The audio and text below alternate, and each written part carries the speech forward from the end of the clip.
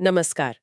आज हम भारत में 2025 की दुर्गा पूजा की जो गहमा गहमी है उस पर थोड़ा ध्यान दे रहे हैं।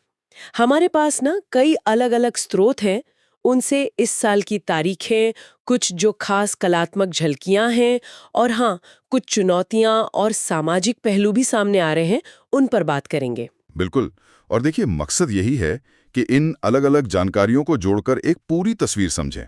मतलब इस साल दुर्गा पूजा का असल मिजाज कैसा है, कहाँ कला ऊंचाइयों पर है और कहाँ जमीनी मुद्दे सिर उठा रहे हैं। तो चलिए इन स्रोतों को जरा खंगालते हैं। हाँ, बिल्कुल। तो फिर शुरुआत शायद तारीखों से ही कर लेते हैं, ताकि सबको एक अंदाज़ा रहे कि कब क्या हो रहा है। हाँ हाँ, ये जानना तो जरूरी है। देखिए, स्रोत ये बता रहे हैं कि जो मुख्य दुर्गा पूजा है, जिसे दुर्गोत्सव भी कहते हैं हम, वो 2025 में 28 सितंबर यानी महाषष्ठी उस दिन से शुरू हो रही है अच्छा, 28 सितंबर? और खत्म होगी 2 अक्टूबर को विजयादशमी या दुर्गा विसर्जन के साथ। मतलब 5 दिनों का वो मुख्य उत्सव वाला समय। बिल्कुल। और इसमें एक दिलचस्प बात यह भी है कि ये शरद नवरात्रि के बड़े पर्व के साथ ही आ रही है, मतलब ओवरलैप कर रही है। इस साल नवरात्रि 22 सितंबर से शुरू होकर 2 अक्टूबर तक चल रही है। ओह! तो पूरा माहौल ही फेस्टिव होगा फिर। हाँ, तो ये दुर्गा पूजा जो है वो उस बड़े वाले सांस्कृतिक और धार्मिक कैलेंडर का एक अहम हिस्सा बन जाती है, जो पूरे देश में एक अलग ही जोश भर देता है। ये सिर्फ एक इलाके का त्योहार नहीं रहता, बल्कि एक राष्ट्रीय धड़कन का हिस्सा लगता है ना। सही कहा, बिल्कुल। तो तारीखें तो ठीक है, पता चल गई। अब उस चीज़ पर आते हैं जिसका शायद सबसे ज़्यादा लोगों को इंतज़ार रहता है, पंडाल। उनकी कमाल की कलाकारी, थीम्स और ज़ाहिर है कलकत्ता का जिक्र तो सबसे पहले करना ही होगा। सुनने में आया है चेतला अग्रणी क्लब इस साल समुद्र मंथन की जो कहानी है उसे दिखा रहा है। समुद्र मंथन, वाह, ये तो बहुत ही भव्य थीम है। हाँ, और थीम का नाम भी उन्होंने बड़ा अच्छा रखा है, अमृत कुंभेर शौंधानी, मतलब अमृत कलश की खोज में। समुद्र मंथन को पंडाल में उतारना कलात्मक रूप से ये तो काफी मुश्किल रहा होगा। मतलब उसमें देव भी हैं, असुर भी हैं, वो पूरा मंथन। और मुश्किल से याद आया, यहाँ एक ऐसी चीज है जो मतलब सुनने में ही अविश्वसनीय लगती है। कह रहे हैं कि 3 करोड़ से ज्यादा रुद्राक्ष के दाने, उनसे बना एक विशाल शिवलिंग। क्या 3 करोड़? हाँ, जरा सोचिए, 3 करोड़ रुद्राक्ष, कितना वक्त, कितनी मेहनत और कितनी श्रद्धा लगी होगी उसे बनाने में। ये तो सिर्फ कला नहीं है, ये भक्ति का भी एक अलग ही लेवल लगता है। ये वाकई मतलब पैमाना और भक्ति दोनों का एक असाधारण संगम है। 3 करोड़, ये संख्या ही अपने आप में चौंका देती है। ये दिखाता है कि कैसे अब धार्मिक अभिव्यक्ति जो है वो कलात्मक महत्वाकांक्षा के साथ एकदम घुल मिल रही है। लेकिन हाँ, एक सवाल मन में आता है कि क्या ये सिर्फ भव्यता दिखाने के लिए है या इसका कोई गहरा आध्यात्मिक मतलब भी है। स्रोत इस पर ज्यादा तो नहीं बताते, पर सोचने वाली बात है। हाँ, ये तो है। और ये कला की लहर सिर्फ कोलकाता में ही नहीं है ना? नहीं नहीं, बिल्कुल नहीं। दिल्ली में भी देखिए कुछ अलग नज़ारा है। सफदरजंग एनक्लेव का जो पंडाल है, मातृ मंदिर समिति वाला, हाँ हाँ। उन्होंने इस साल भगवान विष्णु को अपनी थीम बनाया है। तो देखिए, एक तरफ शिव की उपासना, वो भी रुद्राक्ष से, और दूसरी तरफ विष्णु का स्वरूप। ये विविधता तो साफ दिख रही है। बिल्कुल। और ये विविधता सिर्फ देवी देवताओं तक ही नहीं रोकी। प्रयागराज यानी इलाहाबाद, वहां की बात करें तो दरभंगा कॉलोनी का पंडाल थाईलैंड की बौद्ध वास्तुकला पर आधारित है। अच्छा, थाई वास्तुकला। हाँ, जिसे फुट्टावत शैली कहते हैं। ये तो बड़ा ही अनोखा मेल है, और बनाया भी उसे पश्चिम बंगाल के कारीगरों ने है। कह रहे हैं कि पंडाल काफी बड़ा है, सजावटी है, ऐसा लग रहा है जैसे संस्कृतियों की सीमाएं टूट रही हैं। यही तो सबसे दिलचस्प बात है कि ये पंडाल अब सिर्फ पूजा की जगह नहीं रहे, ये एक तरह से सांस्कृतिक आदान प्रदान के मंच बन गए हैं। देखिए, एक तरफ रुद्राक्ष जैसी एकदम पारंपरिक चीज है, भक्ति है, और दूसरी तरफ थाई वास्तुकला जैसा एक वैश्विक प्रभाव। ये दिखाता है कि कैसे ये त्योहार आजकल की दुनिया के साथ कदम मिला रहे हैं, अलग अलग कलाओं को, विचारों को अपने अंदर समेट रहे हैं। ये एक तरह से भारत की ग्लोबल पहचान है।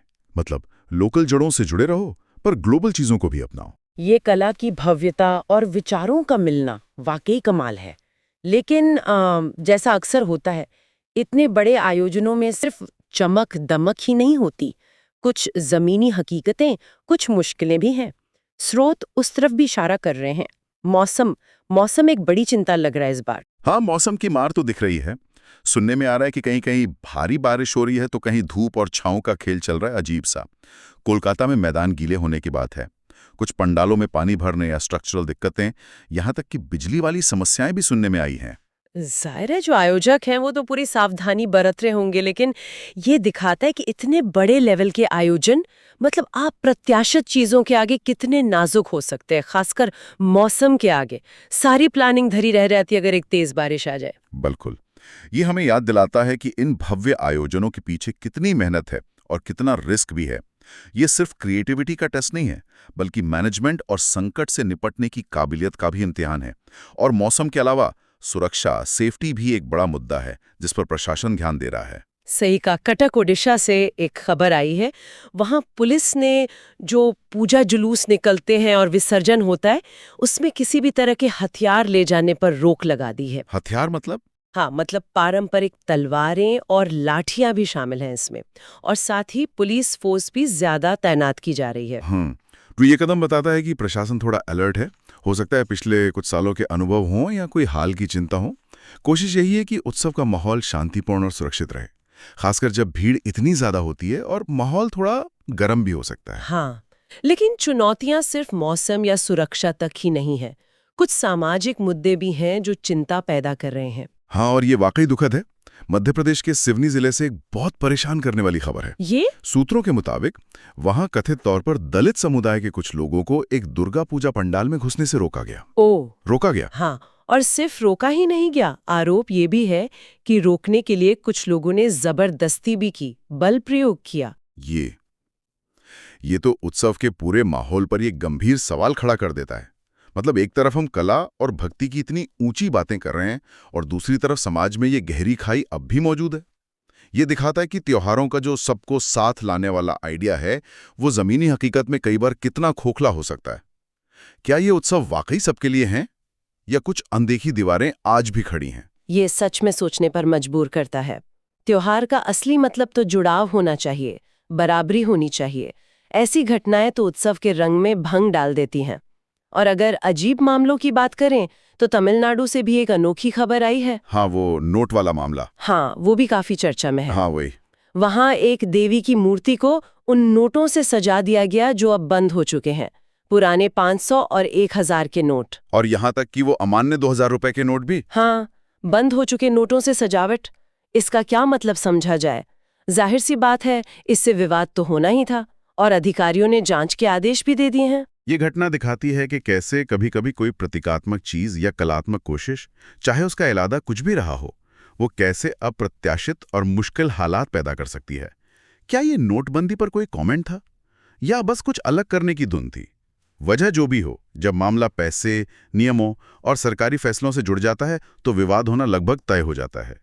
ये एक तरह से लोक कला और सरकारी नियमों के बीच का टकराव भी दिखाता है ना? तो हमने देखा कि भव्यता और कला के साथ साथ चुनौतियां भी बहुत तरह की हैं। मौसम है, सुरक्षा है, सामाजिक तनाव है और यहाँ तक कि ऐसे अजीबोगरीब विवाद भी। अब जरा दुर्गा पूजा के उन सामाजिक और राजनीतिक पहलुओं पर भी नजर डालते हैं जिनका जिक्र हमारे स्रोतों में मिला है। हाँ, क्योंकि ये त्योहार सिर्फ धार्मिक या सांस्कृतिक कार्यक्रम ही नहीं होते।